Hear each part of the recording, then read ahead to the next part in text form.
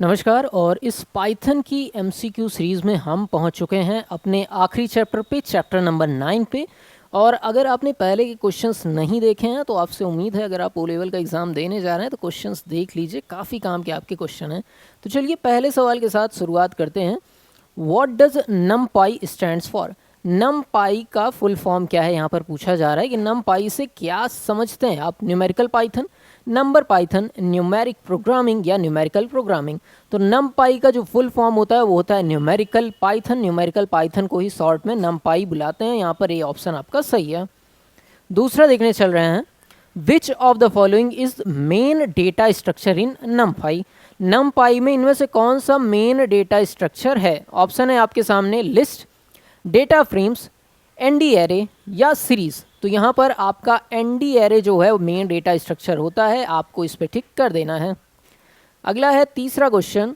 How do you import the NumPy library in Python? NumPy library को Python में कैसे आप इंपोर्ट करेंगे? क्या आप यूज़ करेंगे import NumPy as NP, import NP as NumPy, import NumPy या इम्पोर्ट नमपाई? इस तरीके से कैपिटल में लिखेंगे। तो नमपाई को इंपोर्ट करने का तरीका एकदम से आसान है। आपको लिखना पड़ेगा import NumPy as MP, NP. ये आपका ए ऑप्शन करेक्ट है। चौथा क्वेश्चन है। Which method is use to create an array in NumPy? NumPy में एरे क्रिएट करना हो तो कौन सा मेथड काम में आता है? एरे, क्रिएट, मैट्रिक्स या एनडी एरे? तो नमपाई में अगर एरे क्रिएट करना हो तो आप एरे का इस्तेमाल करेंगे। ए ऑप्शन आपका करेक्ट है यहाँ पर। अगला देखिए। What is default data type for a NumPy array? NumPy array का डिफ़ॉल्ट डेटा टाइप मतलब उसका डेटा टाइप वो वाला जो डिफ़ॉल्ट मतलब अपने आप से रहता है, आप डेटा टाइप सेट नहीं कर रहे हैं, अपने आप से जो डेटा टाइप आ रहा है वो कौन सा रहता है? क्या वो इंट होता है, क्या फ्लोट 64 होता है, कॉम्प्लेक्स या स्ट्रिंग? तो यहाँ पर बी ऑप्शन आपका सही है। चलिए आगे चल रहे हैं। अब ये एमसीक्यू आपका एरे एट्रीब्यूट से रिलेटेड आने वाला है। देखते हैं यहाँ पर। What attribute is used to find the dimensions of numpy array? numpy array का अगर डायमेंशन फाइंड करना हो तो किस एट्रीब्यूट की सहायता से आप करेंगे? क्या शेप, क्या एंडिम मतलब एंड डायमेंशन, या साइज या डी टाइप? तो यहाँ पर शेप की सहायता से आप ये काम कर सकते हैं। ये ऑप्शन आपका करेक्ट है। सातवां देखिए। If n array has n dimension मतलब n d i m is equal to 2, what does it represent? अगर इस तरीके से लिखा है एरे में तो उसका क्या मतलब होता है? देखिए n dimension is equal to 2 लिख दिया गया है तो वहाँ पर 2 डायमेंशन कहा जा रहा है। यहाँ पर ऑप्शन में देखिए तो यहाँ पर सेकंड वाला a 2 dimension array, 2 dimensional array यहाँ पर दर्शा रहा है। N dimension is equal to 2 लिखा गया है यहाँ पर। चलिए आगे है। Which attribute of NumPy array gives the total number of element? अगर एरे है नमपाई का और उसका टोटल एलिमेंट निकालना है तो किसकी सहायता से आप निकाल सकते हैं? साइज, शेप, डी टाइप या एंडिम? तो इसके लिए आप साइज का इस्तेमाल कर सकते हैं। साइज से होता है कितने आपके एलिमेंट्स हैं, वही उसकी साइज होती है। तो यहाँ पर साइज की सहायता से ये निकल जाता है। अगला है आपका 9वां। Which of the following is not an attribute of NumPy array? NumPy array का कौन सा इनमें से एट्रीब्यूट नहीं है, यहाँ पर पूछा जा रहा है। सबसे पहले टी, फिर रीसेप, फिर डी टाइप या अपेंड? तो यहाँ पर एट्रीब्यूट नहीं है पूछा जा रहा है तो आपका अपेंड एट्रीब्यूट नहीं है। डी ऑप्शन एकदम से करेक्ट हो जाएगा। 10वां देख रहे हैं। What does the D type attribute represent? D type attribute क्या चीज़ रिप्रेजेंट करता है, यहाँ पर पूछा जा रहा है। तो यहाँ पर देखिए the shape of the array, the data type of element in the array, the size of array, the dimension of array. देखिए डी टाइप लिखा है, अब कुछ भी नहीं आता है, जुगाड़ से सेट करेंगे यहाँ पर तो भी डी से डेटा टाइप आपको समझ में आ जाना चाहिए। The data type of element of array is represented by attribute D type. तो यहाँ पर आपका बी ऑप्शन सही है। आगे बढ़ते हैं और यहाँ पर क्वेश्चन हमारे जो आ रहे हैं वो एरे क्रिएशन राउटिंग से आ रहे हैं, रूटिंग से आ रहे हैं। तो यहाँ पर देखते हैं क्वेश्चन क्या है। Which function create a NumPy array with all elements as 0? फिर से which function create a NumPy array with all elements as 0?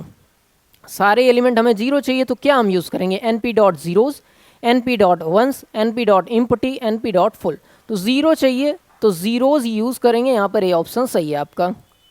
अगला देखते हैं। What does the np dot line space 1 10 5 function do. अगर इस तरीके से आप लिखेंगे तो ये फंक्शन क्या काम करेगा। Generates an array with 5 random integers between 1 to 10, generates 5 equal space value between 1 to 10, create an array filled with 5 ones, create a matrix of shape 1 5 10, अरे सॉरी 1 10 5। तो यहाँ पर generate a 5 equally space value between 1 and 10 आपका सही हो जाएगा। अगला देख रहे हैं, what is the np dot I 3 function do. अगर इस तरीके से लिखेंगे तो ये फंक्शन क्या करेगा, तो ये 3 into 3 का आइडेंटिटी मैट्रिक्स बना देगा, जो कि आपका बी ऑप्शन करेक्ट है। 14 नंबर का क्वेश्चन देख रहे हैं, which method create a 2D array of random values. 2D array आपको बनाना है, वो भी रैंडम वैल्यूज जिसमें हों, उसके लिए आप कौन सा मेथड यूज़ करेंगे। np.random ब्रैकेट में 3,3, np.random.radiant 3,3, np.random.rand 3,3, np.random.rand 3। तो इसके लिए आप इस्तेमाल करेंगे np। अब रैंडम वैल्यू चाहिए, रैंडम लिखा आपने RAND, और 2 चाहिए 2D एरे की बात हो रही है, तो 2 बार हमने रैंडम 3,3 हमने लिख दिया, यहाँ पर ए ऑप्शन करेक्ट है। 15वां क्वेश्चन देख रहे हैं, what is the result of np dot arange 5 15 2, an array from 5 to 15 with a step of 2 and a 2D array of से 5 10 5 15, a 1D array from 5 to 15 with no step, an error as step can not be pass. तो यहाँ पर अगर इस तरीके से आप लिखते हैं तो N array from 5 to 15 with a step of 2 generate हो जाएगा। यहाँ पर ये ऑप्शन आपका सही है। ठीक, चलिए 16वां क्वेश्चन देख रहे हैं, जो कि हमारा रिलेटेड है array from existing data. How do you create a copy of an array in numpy। numpy में किसी एरे की कॉपी बनानी हो तो आप किस तरीके से बना सकते हैं। क्या आप np.copy इस्तेमाल करेंगे, array.copy इस्तेमाल करेंगे, या array.copy इस्तेमाल करेंगे। तो यहाँ पर तीनों तरीके से आप एरे को numpy में कॉपी कर सकते हैं, ऑल द अबव सही हो जाएगा। अगला क्वेश्चन है आपका, which method joins two array along with new axis. तो यहाँ पर आप यूज़ कर सकते हैं np.stack, यहाँ पर डी ऑप्शन आपका करेक्ट है। 18th नंबर का क्वेश्चन है आपका, how can you create a view of an array without कॉपिंग data. किसी भी एरे का व्यू क्रिएट करना हो बिना कॉपी किए, तो यहाँ पर आप यूज़ कर सकते हैं व्यू ऑप्शन का, array.view की सहायता से ये काम आप कर सकते हैं। अगला क्वेश्चन है जो कि 19 नंबर का है, what does the np.concatenate a, b function do. Concatenate का मतलब ही होता है किसी चीज़ को जोड़ देना, कॉन्कैटिनेट।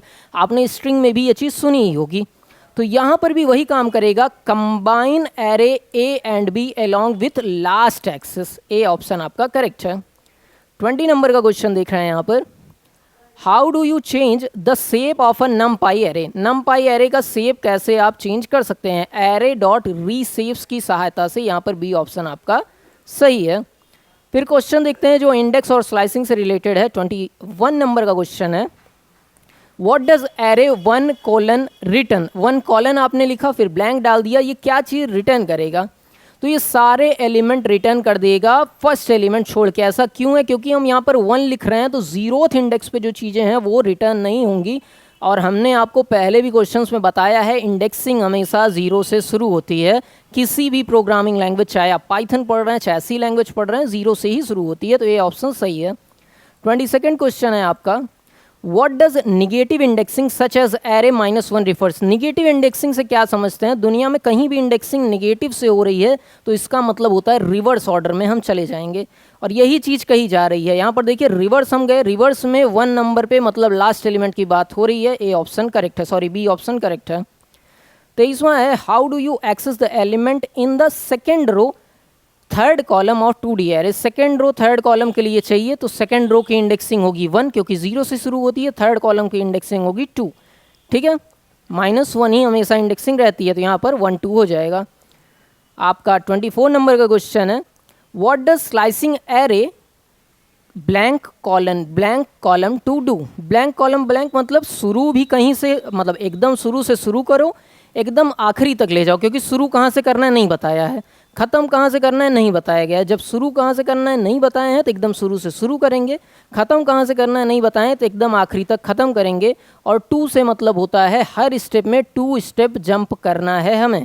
यहाँ पर देखिए, skip other element every other element in the array. Array में हर एक एलिमेंट स्किप हो जाएगा, मतलब एक प्रिंट होगा, एक छूटेगा, अगला प्रिंट होगा, फिर एक छूटेगा, फिर अगला प्रिंट होगा। ऐसा छूट क्यों रहा है? क्योंकि हमने एक स्टेप जंप यहाँ पर 2 स्टेप करा दिया है। पहले के बाद कौन सा स्टेप आएगा? तीसरा, तीसरे में 2 जोड़ेंगे तो 5वां। इस तरीके से ये काम करेगा। इसके बाद आखिरी अपना दूसरा क्वेश्चन देख रहे हैं, which method is use to retrieve specific indexes of an array. तो इसके लिए आप इस्तेमाल कर सकते हैं np.take का।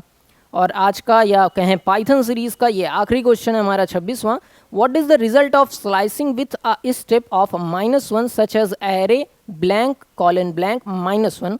तो यहाँ पर देखिए, ब्लैंक मतलब कहीं आप शुरू से शुरू करेंगे, फिर ब्लैंक लिखा है मतलब एकदम आखिरी तक आपको जाना है, और -1 लिखा है मतलब रिवर्स कर देना है। तो जो भी आपकी स्ट्रिंग एरे है वो रिटर्न हो जाएगी रिवर्स ऑर्डर में। तो यहाँ पर द एरे इज़ रिवर्स्ड सही हो जाएगा।